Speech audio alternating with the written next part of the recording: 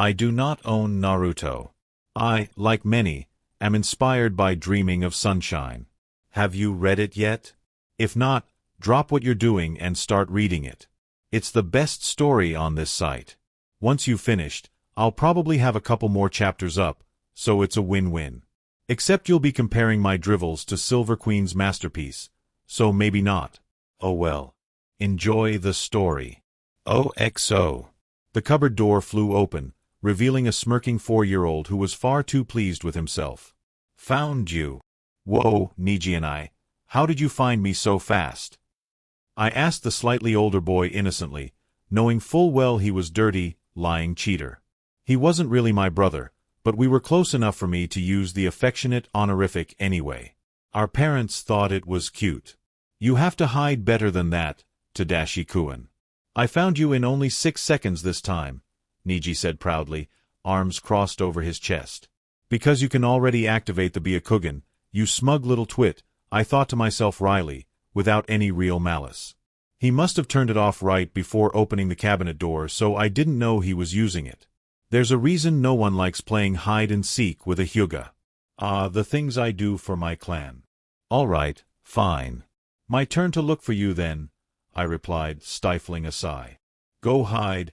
I'll count to 20 and then dash. Neji, are you running around the house again? A stern, masculine voice rang out from the living room and we froze. Another perk of a Hyūga childhood. No troublemaking ever escapes a parent's notice.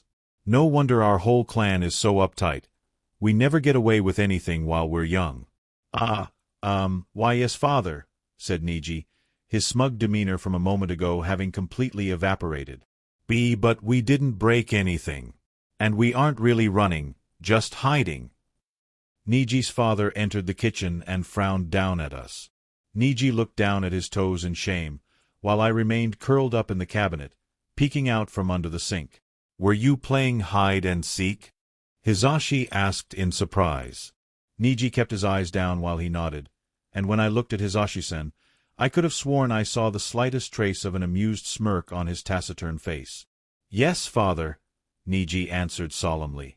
None of the other kids in the village wanted to play hide-and-seek with me because... He shot me a quick look and changed tact, for some strange reason. But Tadashi-kun said he would play with me, he finished, smiling nervously. Hisashi sighed. Some strange reason, indeed. How inexplicable. Next time, take it outside. No games in the house. Tadashi-kun, it is time for you to return home. It is nearly time for supper, and your mother will be waiting for you. I heard you have a big day tomorrow. He tried to smile, but it was obviously strained. Yes, Hisashi-san, I replied obediently, finally crawling out of the cabinet. I bowed to the brother of the clan head, waved goodbye to Neji and started walking towards my home on the Neji was my best friend in this life, I suppose. As impossible as it may seem, this wasn't my first life. As best as I could tell, it was only my second. I had died in my mid-20s in my past life, and reincarnated in what I had once considered the fictional world of Naruto, and as a Hyūga no less. After the initial terror and confusion wore off, things were exciting. Who didn't want to be a ninja? And to be a clan ninja with a powerful jujutsu, even better. But having experienced just 3 years of this life, I now realize how reality can be harsher than it first appears. Neji lived in a beautiful home adjacent to the clan head's estate, a perk of his family's relation to the main branch. The divide between main family and branch family was sharp, but his proximity to the heart of the clan grounds spoke of his family's prominence amongst the branch members. I had a long way to go to get to my house near the edge of the clan grounds. A slow, peaceful river bisected the land allotted to the Hyūga, passing through the clan head's estate and continuing almost directly to my own house near the edge of our clan's lands. I began to follow it home. The entire realm of the Hyūga was meticulously manicured, and the walk home from Neji's house was idyllic. I watched the koi swim in circles in the gentle current, weaving in and out of view under the lily pads. Cattails spotted the banks of the river, swaying softly in the breeze. I took a deep breath, enjoying the beautiful landscape that resulted from the harmonious intersection of man and nature. Until, that is, the balance was interrupted by less harmonious humans. Look, "It's Hanako's bastard," came a soft voice from the other side of the river. My hands clenched as I looked up and saw a father and mother walking with their young son. I didn't recognize any of them, though the boy looked to be only a few years older than me. "Stay away from that boy, okay, Takahiro?" I bit my lip, but didn't respond beyond that. I tried to shake it off. I still had my adult mind. I should be able to brush off the insulting words, to be self-assured. But I couldn't.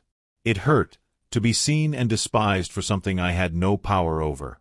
I wasn't sure if they intended for me to hear the comment or not. The Hyūga were supposed to have more tact than that, even if the sentiment itself was widely considered justified. I lowered my head, and picked up my pace. Most of the clan looked at me like I was dirty, something to be covered up and tucked away, safely hidden out of sight. It made me want to yell, to declare that I wasn't who they thought, that I was a normal kid born to wedded parents, only here by some fluke of nature. But I couldn't. To whom could say such a thing? My mother? She would think I'd lost my mind. And that would be the kindest response I got from anyone in my clan. While most of the clan held barely concealed revulsion at the sight of me, Hizashi-san was one of the few exceptions, for which I was grateful. I wondered how much heat he got from the rest of the clan for doing so. In gratitude, I made sure to do whatever I could for Neji. If he wanted to play hide-and-seek and pretend like he wasn't using his recently activated Byakugan to find me, then so be it. I'd hide in the cupboard for him to find in record time. I arrived home and slid open the front door. "Mother, I'm home," I announced while removing my shoes. A sweet aroma wafted through the entryway. "Tadashi! How was playing with Neji?" my mom said from the kitchen. "We played hide-and-seek. Neji won," I said simply. I heard a snort from my mother as I entered the kitchen. "Well, someday you'll be able to find him just as fast, I'm sure." My mother was an unusual woman among the Hyūga. She certainly looked the part, with fair skin, dark brown hair that fell to the small of her back, and the distinctive pale lavender eyes. However, she had an enthusiasm and passion for life that just didn't fit in with the reserved attitude characteristic of our clan. Sometimes, it manifested into borderline rebellion. One time, it manifested into me. She looked at me as I passed through the kitchen. I used to try to think of her as not my mother, because of the pain our family situation brought me. But it was impossible. She was one who cared for me, who kept me alive through infancy when I was completely dependent on her. But it was more than that. She loved me, like only a mother could. And on days like today, her motherly instinct kicked in, and somehow, she knew something was wrong despite my best efforts to appear completely casual. "Tadashi, are you okay, honey? What happened?" she asked, abandoning the stove to give me her full attention. Of all the Hyūga I'd seen, she was the only one who I'd seen could show compassion in her eyes. She did so now, and it broke my attempt at a stoic exterior. Emotion was considered weakness in our clan, especially amongst the males. Some people called me names on my way home again. I tried to keep my voice steady, but it creaked a bit anyway. A torrent of emotions crossed my mother's face.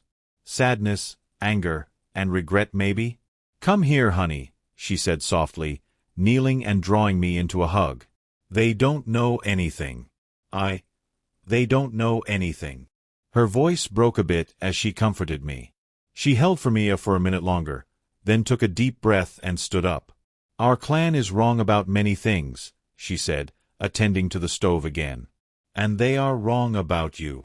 There was grit her voice. "They'll see someday. I promise you, they'll see." I nodded, but didn't speak, deciding to wait at the table in silence.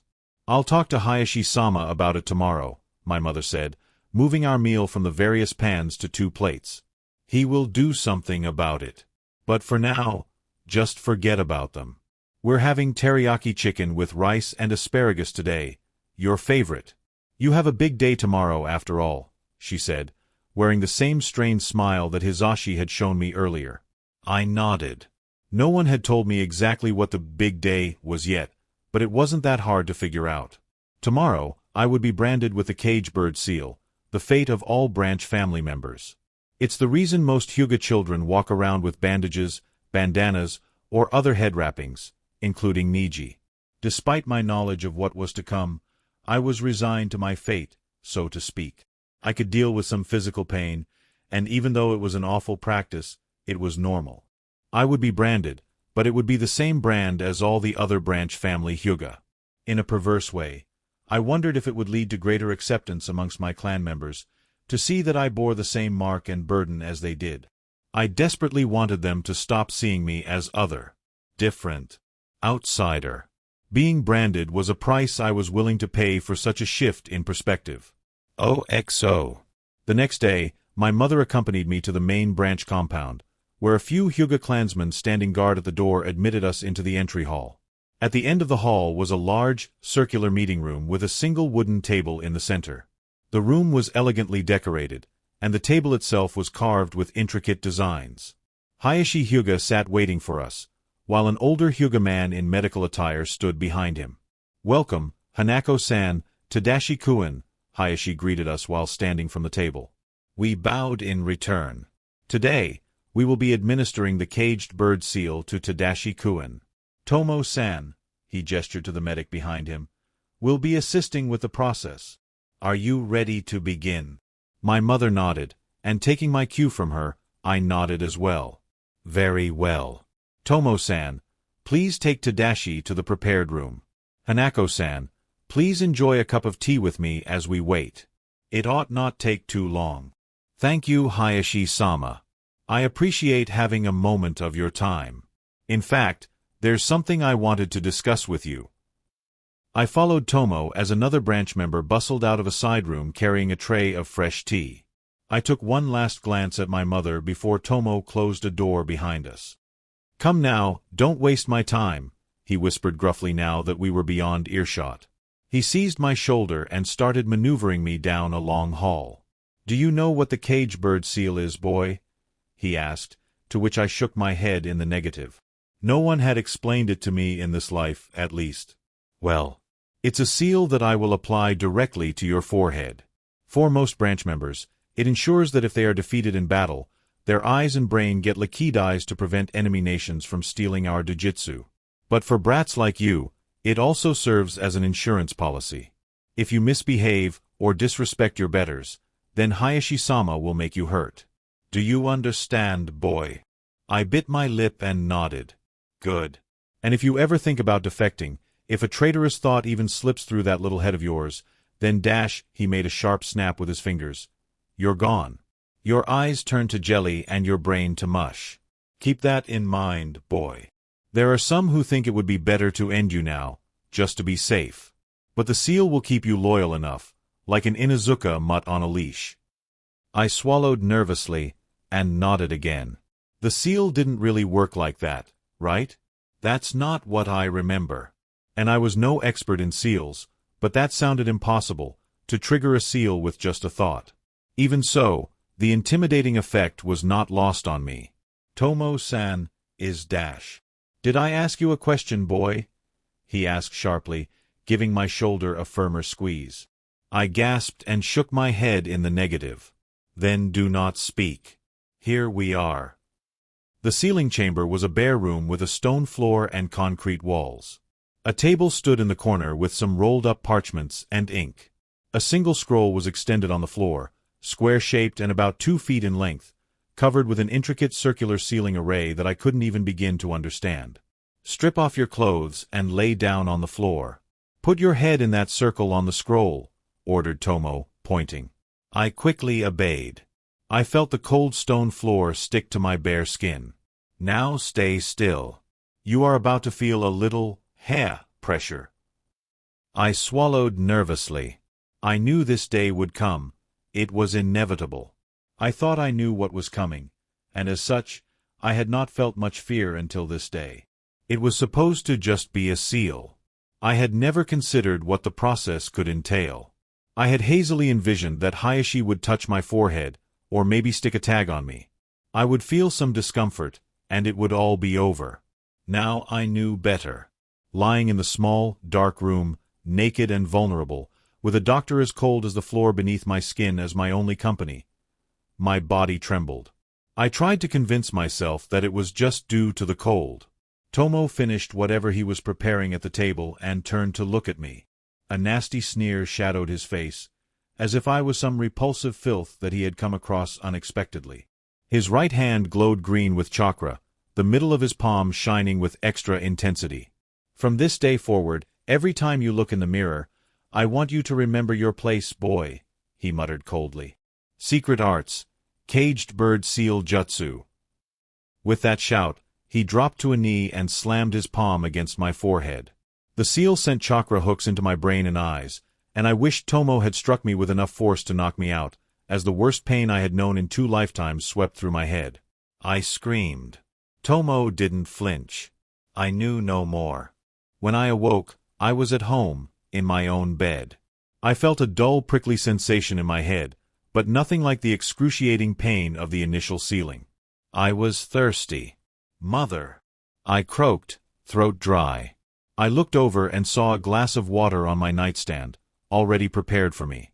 I sat up slowly and drank. Movement was painful. "Mother!" I called again, a bit stronger and more clearly. Still no answer. I wished she was here. I set the empty water glass back on the nightstand and closed my eyes again. I don't know how long I slept, but when I awoke again, my mother was sitting at my bedside. She looked at me as I stirred awake. "Tadashi, how are you feeling?" she asked softly. "Better," I said simply. "I didn't. That was painful." "I know," she replied, in the same soft voice. We sat in silence for a moment. "Can I see a mirror?" I asked. She seemed to have expected this question, and drew a hand mirror for me out of a bag she had at her feet. I studied my own reflection. My pale eyes were unmistakably Hyūga, though they had a unique light green tint to them rather than the traditional lavender shade. My brown hair hung long and loose down my back in the popular style of my clan. In that respect, I looked much like my mother. But my skin was tanned, several shades darker than the characteristic pale skin of the Hyūga.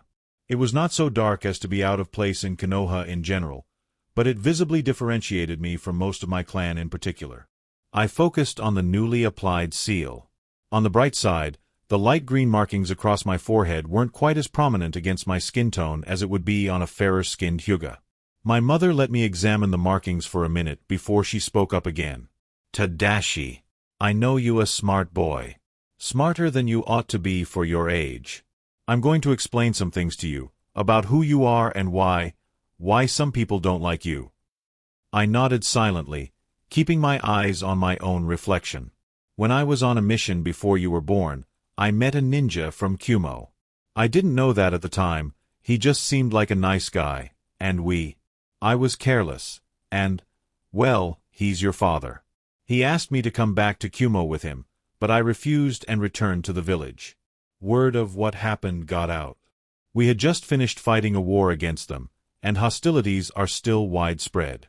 What I did was considered a shameful act, especially among the Hyūga clan. After all that happened in the war. Becoming pregnant while unmarried is shameful enough, but the fact that I was involved with a Kumo ninja, that made the whole ordeal especially foul in the eyes of the clan. That disgust has wrongfully been passed on to you." I nodded. The green pupilless eyes in the mirror narrowed slightly. "So, if you are reviled, I just want you to know, it's not your fault. They are stupid to put that on you, to take out their lingering resentment from the last war on one of our own children. But some are foolish. Many are foolish, actually. You are a child of Konoha, and more than that, a Hyūga. Someday, they will see that too." I took a breath. "I see. I can take it," I said calmly. It struck me how mature a conversation this was for a 3-year-old, but I guess ninja kids were expected to grow up a bit faster. Besides, Hisashi-san and Neji and I are still nice to me. "Ah," she sighed, looking away. "Tadashi, that's another thing. Hisashi-san is dead." My eyes widened in shock and I dropped the mirror. "What? When?" I gasped. "How?" I added a half-beat late. "Earlier this week, some men from Kumo came to sign a peace treaty with Konoha. But it was all a ruse. and they attempted to kidnap Hinata-sama in the night. Hayashi-sama killed the kidnapper, and Kumo demanded his life in exchange. They wanted his Byakugan, and threatened another war if we didn't comply. But Hisashi-san chose to die instead, because he has the seal that destroys the Byakugan upon death. So Kumo did not get what they wanted, but our clan is enraged all the more at them. How long was asleep? I asked, mentally reeling from this new revelation. Other than my mother, Hisashi and Neji were the only two people who were overtly friendly towards me. Overtly for Hyūga, at least. Mother's eyes seemed to darken. It has been 6 days since the seal was applied. I think Tomo-san may have been a little rough with the application. I took a deep breath, and tears threatened the corners of my eyes. This was an event that I doubted I could change, but it still came as a surprise. I barely even saw Hinata-sama, let alone interacted with her, so there was little direct action I could take. Even so, I expected to at least hear about the Kumo delegation coming to town. I could have walked around that night, tried calling for help, maybe get someone other than Hayashi to come rescue the Hyūga clan heir. Maybe I could have saved Hisashi's life. But now it's too late. How is Neji and I asked weakly. I think. My mother began hesitantly. I think that Neji-san is confused. Sad and confused. I looked up at her questioningly. Regret and pain strained her voice, and it hurt me to listen. He is in a lot of pain, and he doesn't really understand what happened. But some people have been whispering that we were connected with the plot. It's ridiculous, and I'm sure that Neji-san will see the truth and get over it soon enough, once Hayashi-sama talks to him. But you should give him some space for now. I see, I said with a deep breath, closing my eyes again, heart aching. Neji did not get over it. If you enjoyed this video, don't forget to hit the like button and subscribe to the channel. It really supports my work and motivates me to create more amazing content for you. Also, turn on the notification bell so you never miss an update. Thank you so much for watching.